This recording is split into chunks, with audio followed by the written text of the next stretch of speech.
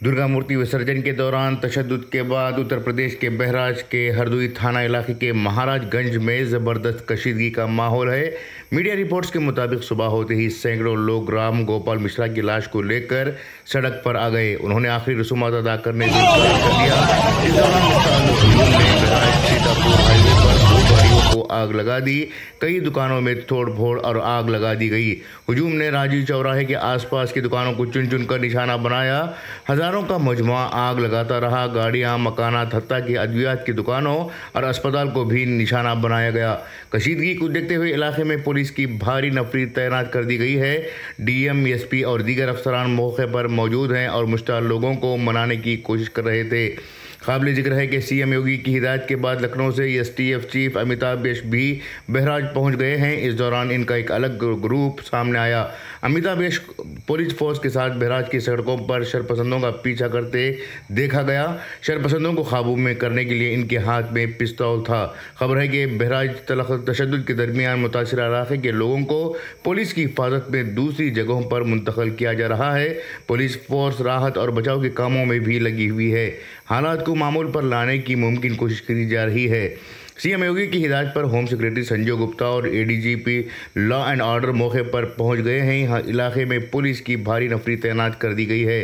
सूरत हाल पर काबू पाने के लिए 6 कंपनी पीएससी भेजी गई हैं। गोरखपुर, गोंडा, बलरामपुर, बाराबंकी से 6 कंपनियों को पीएससी बहराइच में मुंतकिल किया गया। इसके अलावा पुलिस की इजाफी नफरी को हाई अलर्ट पर रखा गया है। इसके साथ ही बहराइच में इंटरनेट सर्विस भी बंद कर दी गई है ताकि अफवाहें ना फैलाई जाए।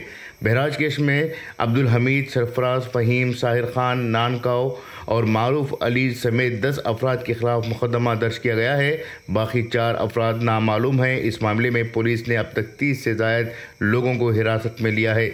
इस सिलसिले में बहराइच के एसपी ने कहा कि इस वक्त हालात काबू में हैं, लेकिन अब भी कशीदगी बरकरार है। ब्यूरो रिपोर्ट, इनकलाब न्यूज़, बहराइच। के पास से निकल रहा था, वहाँ पे दोनों पक्षों के बीच में कुछ विषय को लेकर तकरार हुई, जिसमें दोनों पक्ष आमने सामने हुए। उसमें आपस में कुछ लोग उत्पात मचाने लगे, जिस घटनाक्रम में एक व्यक्ति को हिंदू पक्ष की तरफ से गोली लगी और बाद में उसकी मृत्यु हो गई।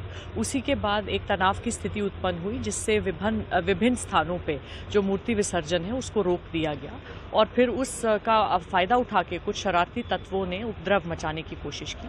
तो पुलिस द्वारा बहुत तेज़ी से अपनी कार्रवाई हरकत में लाए गए और जहाँ पे भी इस तरह का डिस्टर्बेंस हुआ है उसको हम नियंत्रण में ले आए हैं और अब सभी जगह सकुशल विसर्जन जो है पुनः आरंभ हो गया है और कई स्थानों पे जल्दी समाप्त भी होने वाला है।